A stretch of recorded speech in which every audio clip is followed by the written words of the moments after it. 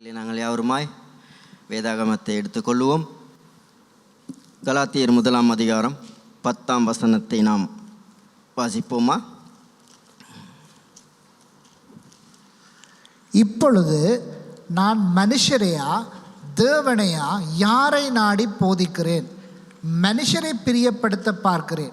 நான் இன்னும் மனுஷரை பிரியப்படுத்துகிறவனா இருந்தால் நான் கிறிஸ்துவின் ஊழியக்காரன் அல்லவே. நல்லது, நாங்கள் யாவருமாய் கண்களை மூடிக்கொள்வோம். நல்ல தகப்பனே, எங்கள் தேவனே, இந்த நேரத்துக்காய் உமக்கு நன்றி என்று சொல்லுகிறோம். ஆண்டவரே, உம்முடைய வார்த்தையை நாங்கள் உம்முடைய கரத்திலே ஒப்பு கொடுக்கிறோம். நீர் எங்களோடு பேசும் ஆண்டவரே. நாங்கள் ஆண்டவரே, பரிசுத்த ஆவியானவரே, நீர் எங்களோடு பேசும். நாங்கள் விளங்கிக் கொள்ளத்தக்கதாய் எங்களுடைய செவிகளை திறந்தருளும்.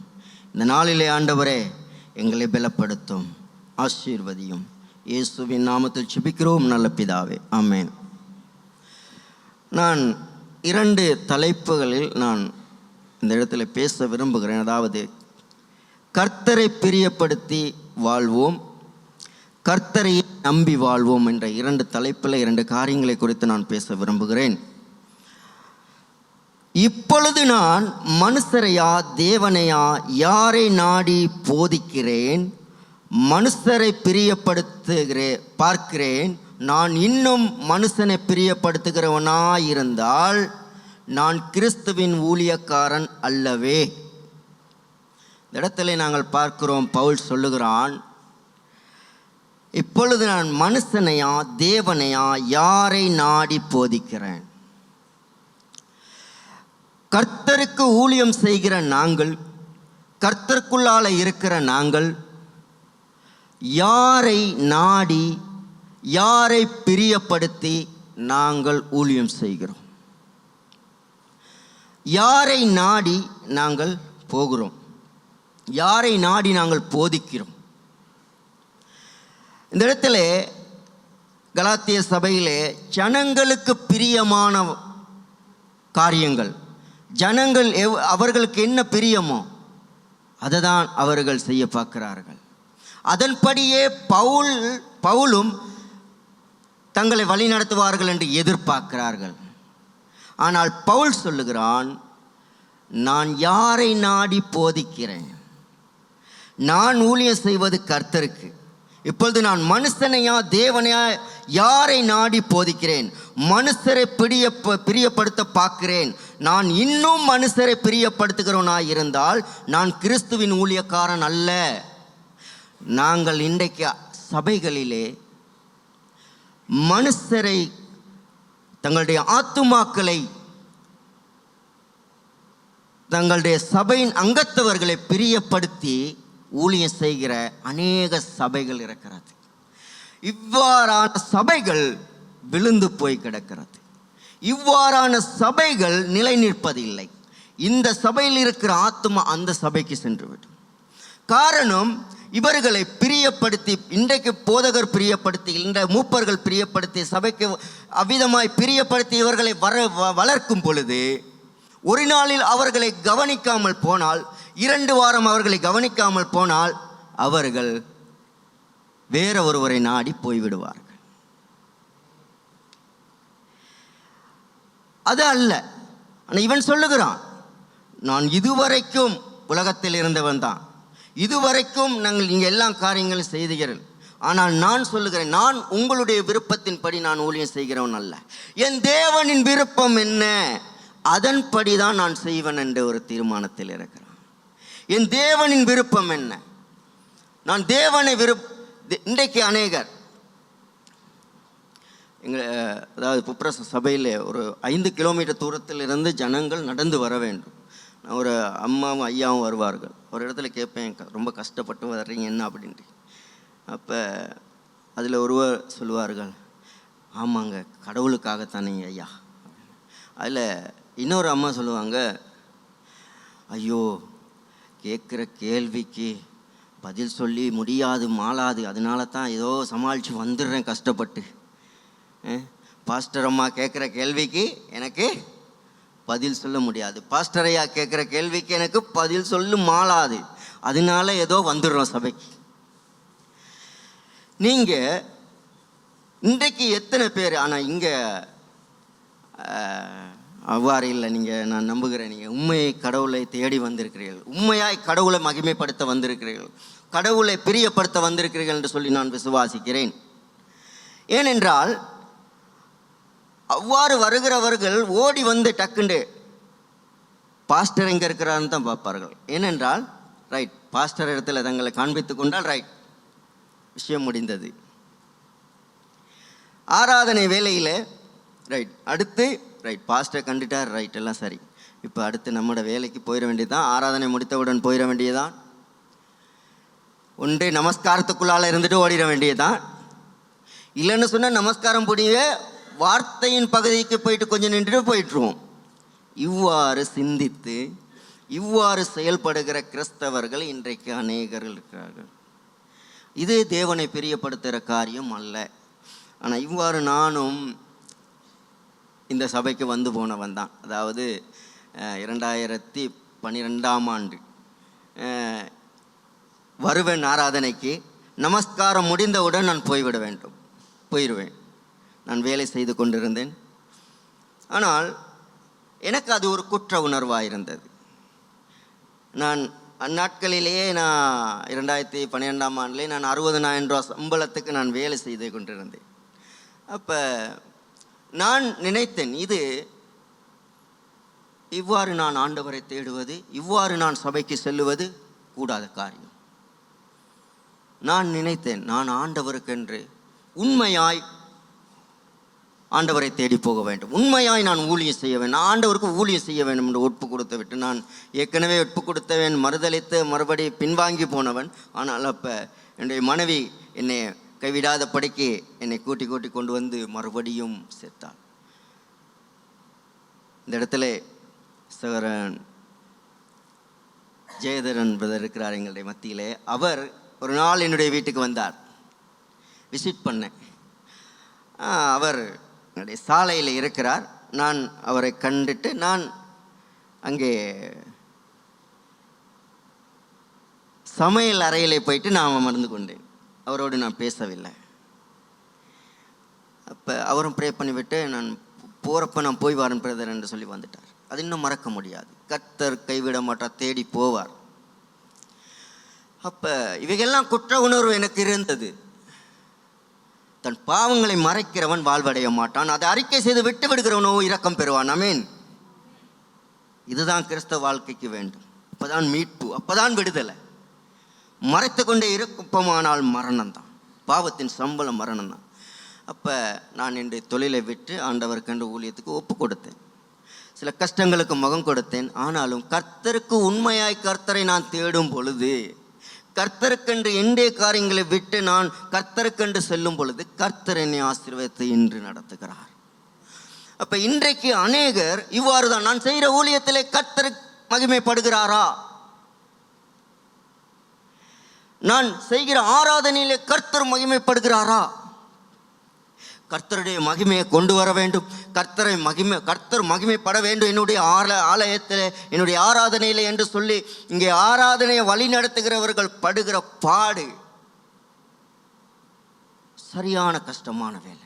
உங்களை கர்த்தரோடு அந்த பிரசன்னத்துக்குள்ளால கொண்டு செல்ல படுகிற பாடு இருக்குதே, அது சரியான கஷ்டம். ஏனென்றால் கடவுள் மகிமைப்பட்டால் தான் அவருடைய பிரசன்னம் உங்களுக்கு வரும். கடவுள் மகிமைப்பட்டால் தான் உங்களுக்கு தேவ அபிஷேகம் வரும். கடவுள் மகிமைப்பட்டால் தான் நீங்க விடுதலை பெறுவீர்கள். கடவுள் மகிமைப்பட்டால் தான் நீங்க ஆசீர்வாதம் பெறுவீர்கள். நீங்க கடவுளை மகிமைப்படுத்தாமல் உங்களுக்கு விடுதலை கிடைக்காது. நீங்க கடவுளை மகிமைப்படுத்தாமல் நீங்க சந்தோஷமாய் வாழ முடியாது. கடவுளுக்கு நீங்க பிரியமாய் வாழாமல் உங்க வாழ்க்கையில எந்த விஷயத்திலையும் எந்த காரியத்திலையும் நன்மை நடக்காது. கடவுளை மகிமைப்படுத்துங்க முதலாவது, கடவுளை தேடுங்க முதலாவது. இன்றைக்கு ஏதோ பாஸ்டர் கேட்பார், ஒரு உபவாச கூட்டம் சபையில் என்ன செய்வது, சிஸ்டர் கேட்டு கரைச்ச பண்ணுவாங்க, ஏன் வரலன்னு கேட்பாங்க, ஏன் கோல் அடித்து கேட்பாங்க, விசாரிப்பாங்க, ஏதோ போயிட்டு வந்துடுவோம் கடமைக்கு. இன்றைக்கு ஆராதனைக்கும் அவ்வேறு தான் வந்து போகிறோம். ஐயோ நான் இந்த ஊழியத்தை செய்கிறேன், எப்படியாவது போயிட்டு வந்து ஒரு வீட்டுக்கு சரி இந்த வாரம் போயிட்டு வந்துடும், இல்லைன்னா பாஸ்டர் கேட்பார், அங்கே விசிட் பண்ணினீரா, இங்கே விசிட் பண்ணினீரா கேட்பார். என்ன செய்கிறது? வெள்ளிக்கிழமை கூட்டம் நடத்தினீரா கேட்பார். ஏதாவது வெள்ளிக்கிழமை போயிட்டு வந்துடும். இவ்வாறு தான் இல்லை, நான் கர்த்தரை மகிமைப்படுத்துவதற்காய் கர்த்தரை என்னை ஏற்படுத்தி இருக்கிறார், ஆனபடியால் நான் இதை செய்வேன். கர்த்தரை மகிமைப்படுத்துவேன். முதலாவது நான் தேவனை, மனுஷரை பிரியப்படுத்தாதீங்க. ஒரு நாளும் மனுஷரை பிரியப்படுத்தாதீங்க. மனுஷர்களோடு அன்பாயிருங்க, மனிதர்களோடு சமாதானமாயிருங்க. மனிதர்களுடைய உதவி எங்களுக்கு வேணும், அவர்களுடைய ஐக்கியம் வேணும். அவர்களுடைய ஐக்கியம் இல்லாமல் ஒன்றும் செய்ய முடியாது. ஆனாலும் கடவுளை பிரியப்படுத்தி வாழ, மனுஷரை பிரியப்படுத்துவதற்காக இன்று சபைகளிலே ஊழியங்கள். பாஸ்டர் ஜனங்களை பிரியப்படுத்தியே அவர் எங்கே ஆள் சேர்க்கிறார்? நரகத்துக்கு கொண்டு போக ஆள் சேர்க்கிறார். இன்றைக்கு இவ்வாறான சபைகள் தான் இருக்கிறது. எந்த சபையில பாஸ்டருக்கு விசுவாசிகள் விரோதமாகிறார்களோ அங்குதான் பிரதான எழுப்புதல், பிரதான மாற்றம் இருக்கிறது. எங்கெல்லாம் பாஸ்டரோடு கூத்து கும்மாளமாய் ஒன்றாய் ஜனங்கள் ஒன்று கூடுறார்களோ அந்த சபை பாவத்தில் போய் அழிவுக்கு போகிறது. இதை நாம் விளங்கி கொள்ள வேண்டும்.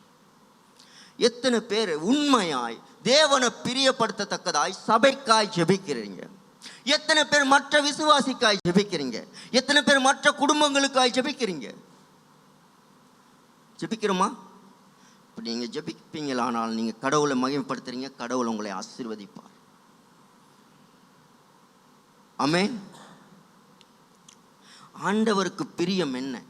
ஆண்டவர் எதை விரும்புகிறார்? இதை தேடி பார்க்க வேண்டும். இதை தேடி பார்க்க வேண்டும். எபேசியர் 5ஆம் அதிகாரம் 10ஆம் வசனம் சொல்லுகிறது. எபேசியர் 5ஆம் அதிகாரம் 10ஆம் வசனம் வாசிப்போமா? கர்த்தருக்கு பிரியமானது இன்னதென்று நீங்கள் சோதித்து பாருங்கள். கர்த்தருக்கு பிரியமானது என்னதென்று சோதித்து பாருங்கள். கர்த்தருக்கு என்ன பிரியம்? கர்த்தருக்கு என்ன பிடிக்கும்? என் தேவனுக்கு என்ன பிரியம்? அதையே நான் செய்வேன், அதையே நான் நாடுவேன், அதையே நான் பார்ப்பேன். என் தேவனுக்கு என்ன பிரியம்? என் தேவனுக்கு என்ன பிரியம்? என் தேவனுக்கு விருப்பம். கடைசியாக அவர் சொல்லிட்டு போன பிரியமான விருப்பமான காரியம் என்ன? கட்டளை என்ன? ரைட், அதற்காக நான் போகிறேன். என்ன 200 கிலோமீட்டர், 300 கிலோமீட்டர், 400 கிலோமீட்டரும் போயிட்டு நான் ஊழியம் செய்துட்டு வருகிறேன். கர்த்தர் ஆசீர்வதிப்பார். கர்த்தருக்கு பிரியம் என்ன? ஒரு ஆத்துமாவை ஆதாயப்படுத்துவது. நான் அதை செய்கிறேன். கர்த்தருக்கு பிரியம் என்ன? சமாதானம் பண்ணுகிறவன் தேவனுடைய புத்திரன் என்னப்படுவான்? சமாதானம் பண்ணுங்க. கர்த்தருக்கு பிரியம் எது? இதை செய்யுங்க. கர்த்தருக்கு பிரியமான காரியத்தை செய்யும். கர்த்தருக்கு பிரியமானது இன்னதென்று நீங்கள் சோதித்து பாருங்கள். கர்த்தருக்கு பிரியமானது என்னதென்று சோதித்து பாருங்கள். எங்கள் வாழ்க்கையில் நாங்கள் கர்த்தருக்கு பிரியம் என்னன்னு பார்க்குறோமா? கணவனுக்கு என்ன பிடிக்கும்? கணவனுக்கு என்ன, எப்படி கணவனை எப்படி பிரியப்படுத்துறது? மனைவிட வேலை இதுதான். காலையிலேருந்து அந்தியறது இதுதான் வேலை. ரைட், இவர் வரும் பொழுது இந்த ட்ரெஸ்ஸை நாங்கள் க்ளீன் பண்ணி நாங்கள் அயன் பண்ணி வச்சுட்டா சரி. அவர் வரும் பொழுது அவருக்கு அவர் பிரியமான இந்த சாப்பாடை செஞ்சு வச்சுட்டா சரி. ரைட், நல்ல விஷயம், நல்ல விஷயம். மனைவிக்கு என்ன பிடிக்கும்? மனைவிக்கு என்ன பிரியம்? ஏன்னா புட் சிட்டியில் அரிசியை வாங்கினலாம், கீழ்ஸுக்கு போனால் சோறை வேண்டிட்டு வந்துடலாம். ரைட், இது சோறாக கொண்டு போனால் அவளுக்கு பிடிக்கும் இல்லையா? இப்படி தான் பார்க்குறோம். ஆனால் கணவனும் மனைவியும் சேர்ந்து கொஞ்ச நேரம் ஜெபம் பண்ணுவோம், கொஞ்ச நேரம் வேதம் வாசிப்போம். தேவனுக்கு பிரியம் இது செய்கிறோமா? இல்லை. ஏன் அது தேவனுக்கு பிரியமில்லாத காரியத்தை நாங்கள் செய்வோம். தேவனுக்கு பிரியமான காரியத்தை நாங்கள் செய்ய மாட்டேன்றோம். ஏன்? செய்தோம்னா நாங்கள் விடுதலை ஆகிறோம். எங்களை விடுதலை ஆக்க ஒரு நாளும் பிசாசானவனுக்கு விருப்பம் இல்லை. பிசாசானவனுக்கு ஒரு நாளும் விருப்பம் இல்லை. எங்களை எப்படி விடுதலை ஆக்கலாம், இவனை எப்படி கர்த்தருக்குள்ளால் நடத்தலாம் என்று பிசாசான ஒரு நாளும் நினைக்க மாட்டான். அவன் எப்படியாவது விழுங்கலாம் என்று சொல்லிதான் பார்க்கிறான். வாசிப்போம். 1 பேதுரு 5ஆம் அதிகாரம் 8ஆம் வசனம். தெளிந்த புத்தி உள்ளவர்களாயிருங்கள், தெளிந்த புத்தியுள்ளவர்களாயிருங்கள், விழித்திருங்கள், விழித்திருங்கள். ஏனெனில் உங்கள் எதிராளியாகிய பிசாசானவன் கர்ச்சிக்கிற சிங்கம் போல் எவனை விழுங்கலாமோ என்று வகை தேடி சுற்றித் திரிகிறான். கர்ச்சிக்கிற சிங்கத்தை போல் எவனை விழுங்கலாம் என்று சொல்லி சுற்றித் திரிகிறான். பிசாசானவன் ஒரு கிறிஸ்தவ குடும்பத்தின் மேல், ஒரு நபரின் மேல், ஜெபிக்காதவர்கள் மேல் இவ்வாறு சுற்றித் திரிகிறான். நீங்கள் ஜாக்கிரதையாயிருங்கள், தெளிந்த புத்தியுள்ளவர்களாயிருங்கள், விழித்திருங்கள். நீங்கள் விழித்திருங்கள். தேவனுக்கு பிரியம் எது? இதை செய்வோம். தேவனுக்கு பிரியமானது நீங்கள் செய்து பாருங்க, மற்றது எல்லாம் உங்களுக்கு நடக்கும். அதான் முதலாவது தேவனுடைய ராஜ்யத்தை, நீதியை தேடுங்க. இவைகள் எல்லாம் உங்களுக்கு கூட கொடுக்கப்படும், மற்றவைகள் எல்லாம் கூட கொடுக்கப்படும். சங்கீதம் 40ஆம் அதிகாரம் வாசிப்போமா?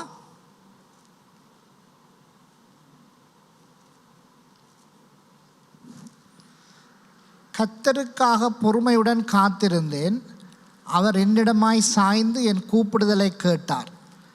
பயங்கரமான குழியிலும் உளையான சேற்றிலுமிருந்து என்னை தூக்கி எடுத்து என் கால்களை கன்மலையின் மேல் நிறுத்தி என் அடிகளை உறுதிப்படுத்தி நமது தேவனை துதிக்கும் புதுப்பாட்டை அவர் என் வாயிலே கொடுத்தார்.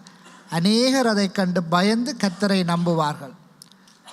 அகங்காரிகளையும் பொய்யை சார்ந்திருக்கிறவர்களையும் நோக்காமல் கர்த்தரையே என் நம்பிக்கையாக வைக்கிற மனுஷன் பாக்கியவான். ஆமென்.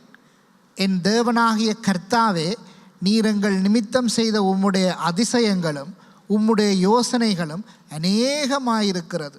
ஒருவரும் அவைகளை உமக்கு விவரித்து சொல்லி முடியாது. நான் அவைகளை சொல்லி அறிவிக்க வேண்டுமானால் அவைகள் எண்ணிக்கைக்கு மேலானவைகள். பலியையும் காணிக்கையும் நீர் விரும்பாமல் என் செவிகளை திறந்தீர். சர்வாங்க தகன பலியையும் பாவ நிவாரண பலியையும் நீர் கேட்கவில்லை. அப்பொழுது நான், இதோ வருகிறேன், புஸ்தகச் சுருளில் என்னை குறித்து எழுதியிருக்கிறது. என் தேவனே, உமக்கு பிரியமானதை செய்ய விரும்புகிறேன். உமது நியாயப்பிரமாணம் என் உள்ளத்திற்குள் இருக்கிறது என்று சொன்னேன். ஆமென். Thank you doctor. பாருங்க, சொல்கிறான், தேவனே உமக்கு பிரியமானதை செய்ய விரும்புகிறேன். சங்கீதம் அதே 48 இன்னொருக்க வாசிப்போம். என் தேவனே, உமக்கு பிரியமானதை செய்ய விரும்புகிறேன், உமது நியாயப்பிரமாணம் என் உள்ளத்திற்குள் இருக்கிறது என்று சொன்னேன். ஆமென். தேவனே உமக்கு பிரியமானதை செய்ய விரும்புகிறேன் சொல்லுகிறான்.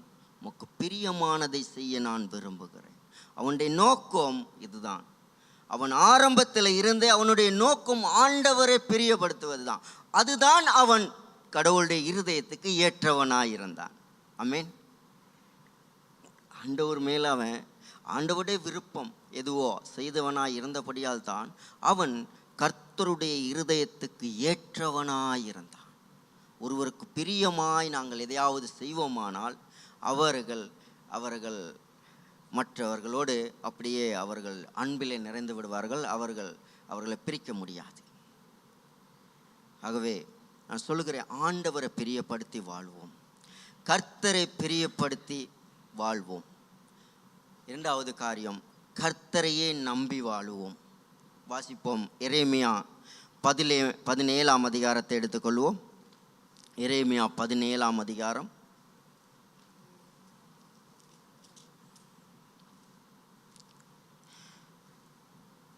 எரேமியா 17ஆம் அதிகாரம் நாங்கள் வாசிப்போம் 5ஆம் வசனம். மனுஷன் மேல் நம்பிக்கை வைத்து மாம்சமானதை தன் புயபலமாக்கி கொண்டு கர்த்தரை விட்டு விலகுகிற இருதயமுள்ள மனுஷன் சபிக்கப்பட்டவன் என்று கர்த்தர் சொல்லுகிறார். கர்த்தரை விட்டு விலகுகிற இருதயமுள்ள மனுஷன் சபிக்கப்பட்டவன் என்று கர்த்தர் சொல்லுகிறார். மனுஷன் மேல் நம்பிக்கை வைத்து இன்றைக்கு அநேக கிறிஸ்தவர்கள் மனிதர்கள் மேல் நம்பிக்கை வைக்கிறார்கள். ஏதாகிலும் மனிதனிடத்தில் எனக்கு கிடைக்குமோ, ஏதாகிலும் மனிதனிடத்தில் எனக்கு பெற்றுக்கொள்ள முடியுமா, இவ்வாறு சிந்திக்கிறார்கள், இவ்வாறு வாழ்கிறார்கள். ஆண்டவர் மேல நம்பிக்கை வைக்கிறதை விட்டு விட்டு மனுஷனை நம்பி வாழுகிற அநேக கிறிஸ்தவர்கள் இன்று விழுந்து போகிறார்கள். அநேகர் இன்றைக்கு விழுந்து போய் கிடக்கிறதை காண்கிறோம். விழுந்து போய் கர்த்தரை விட்டு விலகுகிறார்கள். கர்த்தரை விட்டு விலகுகிறார்கள், விலகி கிடக்கிறார்கள். அதன் பிறகு சபை ஏன் விசாரிக்கவில்லை? பாஸ்டர் விசாரிக்கவில்லை, பெண்கள் கூட்டம் தலைவி விசாரிக்கவில்லை, ஆண்கள் கூட்டம் தலைவன் விசாரிக்கவில்லை.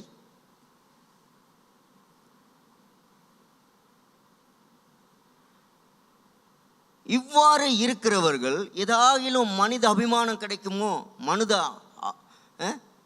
அனுதாபம் கிடைக்குமோ என்று எதிர்பார்க்கிறார்கள். அவ்வாறு இன்றைக்கு கிறிஸ்தவர்கள் வாழுகிறார்கள். ஏதாவது அனுதாபம் கிடைக்குமா? அனுதாபத்தை நம்பி வாழாதீங்க, மனிதர்களை நம்பி வாழாதீங்க. எனக்கு பிரியமானவர்களை, நான் ஒரு சீக்கிரமாக நான் சொல்லுகிறேன். என்னுடைய வாழ்க்கையில் நடந்த சாட்சி. நான் கர்த்தரை விட்டு விலகி ஒரு 5 மாதம் காலம் அப்படியே ஒரு பிரதான அளவில் ஒரு பிஸ்னஸ் ஆரம்பித்து அப்படியே விட்டு விட்டேன். பிஸ்னஸோடு போய்விட்டேன். இது சபையில் மூப்பர்களுக்கு தெரியும், சபைக்கு தெரியும், தெரிந்தவர்களுக்கு தெரியும், புதிதாக வந்தவர்களுக்கு தெரியாது. நான் அந்த வியாபாரத்தில் இருந்து எனக்கு பணத்தை சம்பாதிக்க வேண்டும், நான் முன்னுக்கு வர வேண்டும், இவ்வாறான நோக்கத்தோடு நான் போயிட்டு அந்த பிஸ்னஸை செய்து கொண்டிருந்தேன். சபைக்கு வர கிடைக்கல. அநேக ஊழியர்கள் பொறுப்புகள் இருந்தது, எல்லாம் விடுபட்டது. ஆனால் நான் நடு ரோட்டுக்கு வந்து விட்டேன். ரெண்ட்டுக்கு இருந்த வீட்லையும் வெளியில் போட்டுட்டார்கள், போகிறதுக்கு இடமில்லை.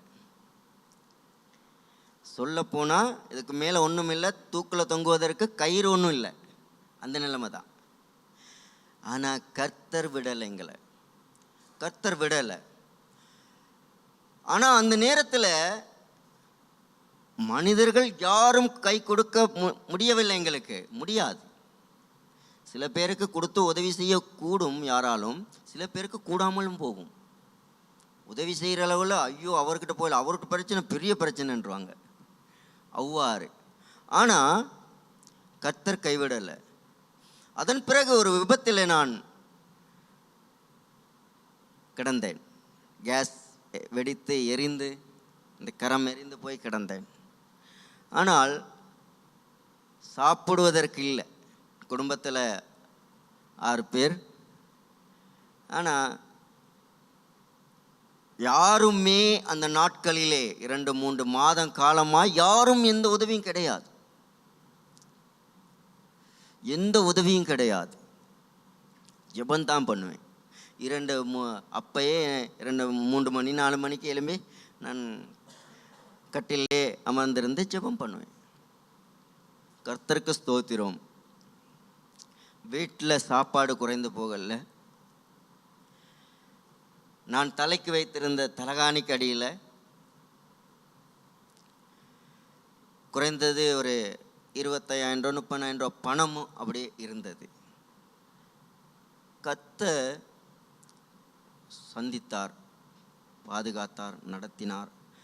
அப்போ நான் மனிதர்களிடத்தில் யாரிடத்திலும் கேட்கல, ஆண்டவரை தான் நோக்கி பார்த்தோம், ஆண்டவரை தான் நோக்கி பார்த்து கொண்டிருந்தோம், ஆண்டவரை தான் நோக்கி நான் ஜெபித்தேன். அப்போ கர்த்தரை நம்பி வாழுகிற மனுஷனுக்கு ஒரு நாளும் கர்த்தர் கைவிட மாட்டார்.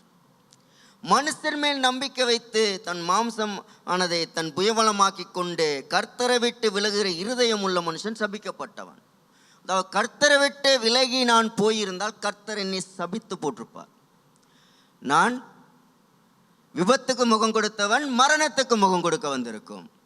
ஆனால் கர்த்தர் என்னை, நான் மனம் திரும்பினேன், உடனே நான் மனம் திரும்பி விட்டேன்.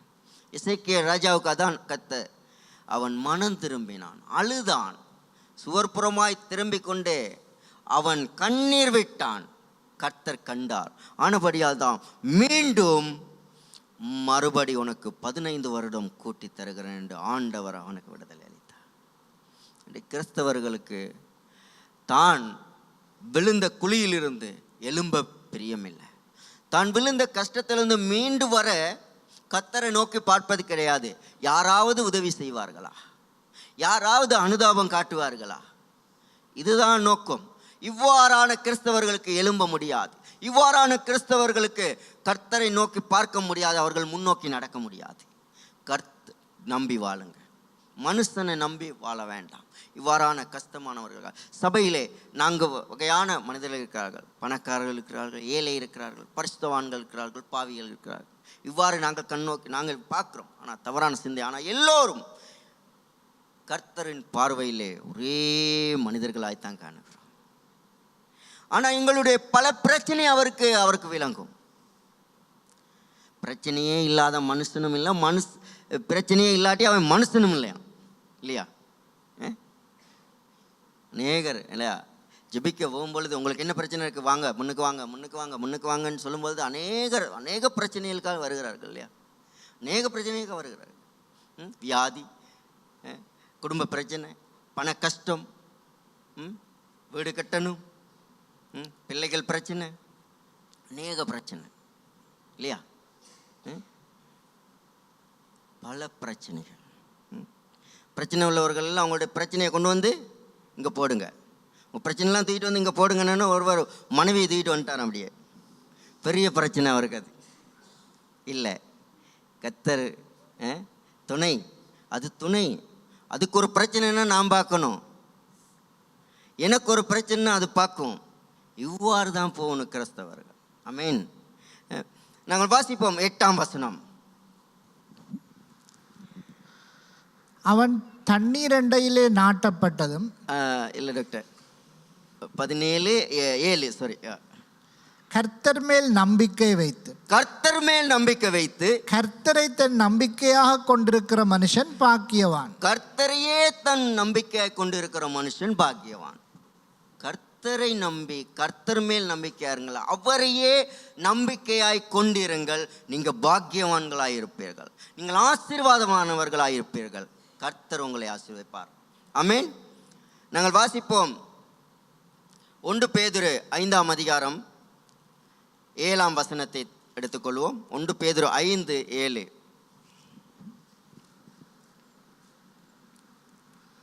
அவர் உங்களை விசாரிக்கிறவரானபடியால் உங்கள் கவலைகளையெல்லாம் அவர் மேல் வைத்து விடுங்கள். அவர் உங்களை விசாரிக்கிறவரானபடியால் உங்கள் கவலைகளை எல்லாம் அவர் மேல் வைத்து விடுங்கள். ஆண்டவர் அவருடைய பிள்ளைகளை விசாரிக்கிறார், அவருடைய பிள்ளைகளை கண்ணோக்கி பார்த்து கொண்டிருக்கிறார். நீங்கள் ஜெபிக்கிறீங்களா, நீங்கள் வேதம் படிக்கிறீங்களா, நீங்கள் ஊழியம் செய்கிறீங்களா, உங்கள் குடும்பத்தில் என்ன பிரச்சனை, நீங்கள் எங்கே போகிறீங்க, உங்கள் கணவன் எங்கே போகிறா, மனைவி எங்கே போகிறா, பிள்ளைகள் எங்கே போகுது, நீங்கள் என்ன செய்து கொண்டிருக்கிறீங்க, எல்லாவற்றை அவர் கவனித்து கொண்டிருக்கிற தேவன். அவர் உங்களை விசாரிக்கிற தேவன் ஆனபடியால் உங்கள் கவலைகள் எல்லாம் அவர் மேலே வைத்து விடுங்கள். என்ன பிரச்சனை எங்கள் வாழ்க்கையில் இருக்கிறது, என்ன தேவை எங்கள் வாழ்க்கையில் இருக்கிறது, இவைகளை எல்லாம் கர்த்தர் மேல் வைத்து விடுங்கள். அவர் எங்களை விசாரிக்கிறவர். உங்கள் கவலைகள் எல்லாம் அவர் மேலே வைத்து விடுங்க. கவலைகள் எல்லாம் மற்றவர்களிடத்தில் போய் சொல்லாதீங்க, மனிதர்களிடத்தில் சொல்லாதீங்க. இன்னைக்கு அநேகர் இதுதான் பழக்கம். ஓடி போயிட்டு இல்லையா, நண்பர் இடத்துல சொல்லுவாங்க, நம்பி இடத்துல சொல்லுவாங்க, இல்லாட்டி வார போகிறவங்க கிட்ட சொல்லுவாங்க. அது இந்த துக்கம் நிறைந்தவர்கள், வாழ்க்கையில் துக்கத்தில் இருக்கிறவர்களுக்கு ஒரு கவலை இன்னொரு இடத்துல சொல்லி கொஞ்சம் கண்ணீர் விட்டால் அவர்களுக்கு ஆறுதலை ஆகிரும். அது ஒரு மருத்துவமான ஒரு விஷயம்தான். அது அவர்களுக்கு யார்ட்டையாவது கவலையை சொல்லி கண்ணீர் விட்டுட்டா கொஞ்சம் அவர்களுக்கு ஆறுதல். ரைட். சில நேரத்தில் உண்மையிலே இருக்கிறார்கள், ரைட், நீங்கள் ஒன்றும் இதை பற்றி பெருசாக யோசிக்க வேண்டாம் என்று சொல்லி அவர்களை ஆட்டி தேற்றி ரைட் அவர்களுக்கு ஒரு ஜெபத்தை பண்ணி விட்டுருவார்கள். கடவுளுடைய விடுதலை கிடைத்தணும். சில பேர் அவர்களோடு சேர்ந்து இவர்களும் ஒப்பாரிப்பார்கள், அவர்களை இன்னும் கவலையாக்கிட்டு வந்துடுறார்கள். இவ்வாறும் இருக்கிறார்கள். இல்லை, மனித இனத்தில் சொல்ல போனால் அப்படி தான். சில பேர் ஜெபிக்கிறவர்கள் ஜெபிப்பார்கள், உண்மையான ஆவிக்குரிய பிள்ளைகள் ஜெபிப்பார்கள், அவர்கள் ஆறுதல் படுத்துவார்கள். ஆனால் மற்றவர்கள் அதை வைத்து ஏளனம் பண்ணுவார்கள். கர்த்தர் மேல் நம்பிக்கை இல்லாதவர்கள், கர்த்தரை தேடாதவர்கள், கர்த்தரை பிரியப்படுத்தாதவர்கள் என்ன செய்வார்கள்? ஏளனம் பண்ணுவார்கள், இகழ்வார்கள், மற்றவர்களிடத்தில் போய் சொல்லுவார்கள், உனக்கு தெரியுமா அங்கே உள்ள பிரச்சனைங்க, எவ்வாறு சொல்லுவார்கள். இல்லை, நீங்கள் மனிதர்களிடத்தில் உங்களுடைய சொந்த பிரச்சனை, குடும்ப பிரச்சனை, எந்த காரியத்தையும் கொண்டு போகாதீங்க. ஜெபிக்கிறவர்களிடத்தில் சொல்லுங்கள், ஜெபிக்கிறவர்களிடத்தில் பேசுங்க, ஆலோசனை தருவார்கள் உங்களுக்கு. ஆமென். அவர் உங்களை விசாரிக்கிறவரானபடியால் உங்கள் கவலைகள் எல்லாம் அவர் மேல் வைத்து விடுங்கள். நீதிமொழிகள் 3ஆம் அதிகாரம் 6ஆம் வசனத்தை வாசிப்போம். நான் சீக்கிரம் முடித்து விடுகிறேன். நீதிமொழிகள் 3ஆம் அதிகாரம் 6ஆம் வசனம்.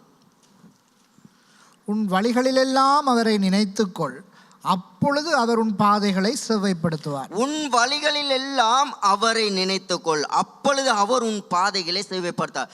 கர்த்தர் எங்களுடைய வழியில், எங்களுடைய நோக்கத்தில், எங்களுடைய சிந்தனையில், எங்களுடைய திட்டத்தில் கர்த்தரை நோக்கி நாங்கள் இங்கே பார்க்க வேண்டும். உன் வழிகளெல்லாம் அவரை நினைத்து கொள்ள வேண்டும். ஆண்டவரே, நான் இந்த காரியத்தை செய்ய போகிறேன், உமக்கு விருப்பமா, உமக்கு பிரியமா? ஆண்டவரே, நீங்கள் ஆசீர்வதிங்க ஆண்டவரே இந்த காரியத்தை. இது நன்மையான காரியமா? இதை ஜெபித்து செய்கிறோமா, கேட்டு செய்கிறோமா? உன் வழிகளெல்லாம் அவரை நினைத்துக்கொள், அப்பொழுது உன் காரியம் வாய்க்கப்படும். ஆமென். அவ்வாறு நாங்கள் செய்கிறோமா? அவ்வாறு நாங்கள் செய்கிறோமா? 5ஆம் வசனத்தை வாசிப்போம். உன் சுய புத்தியின் மேல் சாயாமல், உன் சுய புத்தியின் மேல் சாயாமல், உன் முழு இருதயத்தோடும், உன் முழு இருதயத்தோடும் கர்த்தரில் நம்பிக்கையாயிருந்து, கர்த்தர் மேல் நம்பிக்கையாயிருந்து உன் வழிகளெல்லாம் அவரை நினைத்துக்கொள், அப்பொழுது காரியத்தை வாய்க்க பண்ணுவார். உங்களோட வாழ்க்கையில் இவ்வாறு தான் இருக்கணும். சங்கீதக்காரன் சொல்லுங்க, நான் சங்கீதம் 27:10 கொஞ்சம் வாசிப்போம். சங்கீதம் 27:10.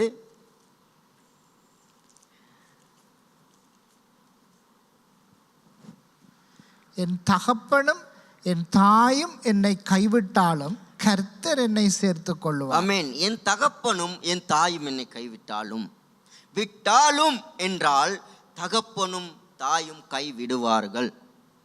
இதான் உண்மை. தகப்பனும் தாயும் கைவிடுவார்கள், பிள்ளைகள் தகப்பன் தாயை கைவிடுவார்கள். ஆனாலும் கர்த்தர் ஒரு நாளும் யாரையும் கைவிடுகிறவர் அல்ல. அவருடைய பிள்ளைகளா என்றைக்கு நீங்கள் ரட்சிக்கப்பட்டீர்களோ அன்றையில் இருந்து கர்த்தர் உங்கள் மேல் நோக்கமாய், திட்டமாய், உங்களை பாதுகாக்கிறவராய், உங்களை வழிநடத்துகிறவராய், உங்களை ஆசீர்வதிக்கிறவராய் உங்களோடு இருக்கிற தேவனாக இருக்கிறார். அவர் இருக்கிற தேவனாய் இருக்கிறார். அவர் எங்களோடு இருக்கிறார். ஆமென்.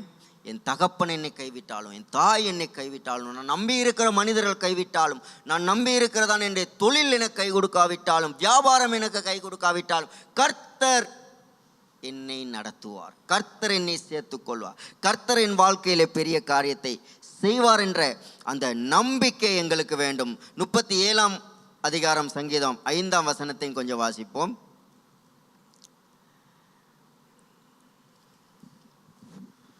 உன் வழியை கர்த்தருக்கு ஒப்புவித்து, உன் வழிகளை கர்த்தருக்கு ஒப்புவித்து அவர் மேல் நம்பிக்கையாயிரு, அவர் மேல் நம்பிக்கையாயிரு, அவரே காரியத்தை வாய்க்க பண்ணுவார். அவரே காரியத்தை வாய்க்க பண்ணுவார். கர்த்தரை நம்பி வாழுங்க, தேவனை பிரியப்படுத்தி வாழுங்க, கர்த்தரை நம்பி வாழுங்க. கர்த்தரை பிரியப்படுத்தி வாழுங்க, கர்த்தரை நம்பி வாழுங்க. அது வாழ்க்கையில் கர்த்தரை நம்பி வாழணும், கர்த்தரை பிரியப்படுத்தி வாழணும். எங்களுக்கு வேறு வழி இல்லை. இன்று ஆண்டவராகிய இயேசுதான் எங்களுக்கு, அவர்தான் வழியும் சத்தியமும் ஜீவனும் எங்கள் வாழ்க்கையில். எங்களுக்கு மாத்திரமல்ல, கிறிஸ்துவை அறியாதவர்களுக்கு. கர்த்தருக்கு பிரியம் என்ன? என்னை ரட்சித்து கொண்டு வந்தார். நான் மற்றவர்களை, ஆண்டவரை அறியாதவர்களை தேடி போய் அவர்களையும் இந்த வழிக்கு கொண்டு வர வேண்டும். இதுதான் தேவனுக்கு பிரியம். தேவனை பிரியப்படுத்தி வாழ்கிறவர்களுடைய வேலை இதுதான். நீங்கள் இவைகளை செய்து கொண்டிருங்கள்.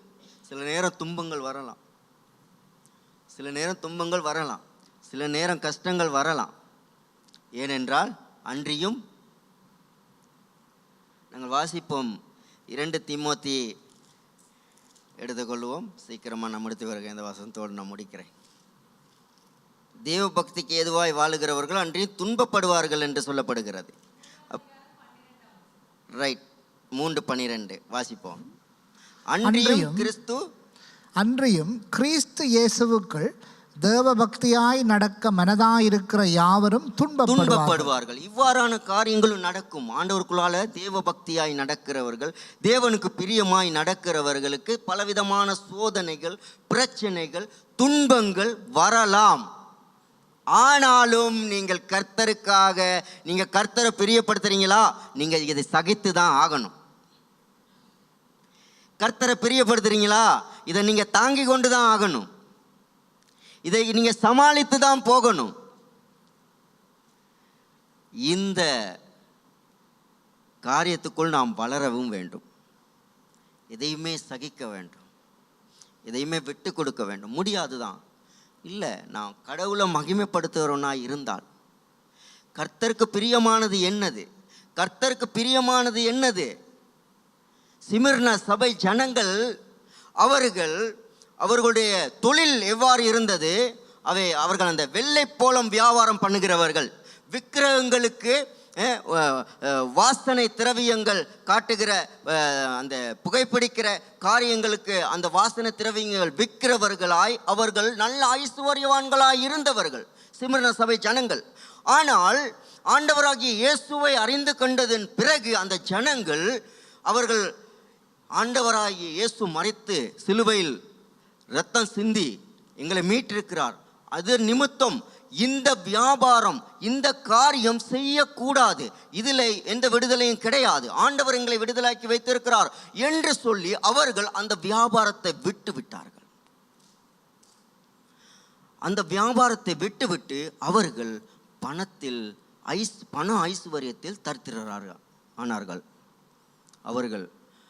அதன் பிறகு அவர்கள் ரொம்ப கஷ்டவாளி ஆகிட்டார்கள். ஏனென்றால் கடவுளுக்காக விட்டார்கள் இந்த வியாபாரத்தை. இன்றைக்கு கிறிஸ்தவர்கள் ஏதாகிலும் ஒன்று செய்து நாங்கள் உயர்வடைந்திடலாம், ஏதாகிலும் ஒன்று ஒரு வியாபாரத்தை செய்து முன்னுக்கு வந்துடலாம்.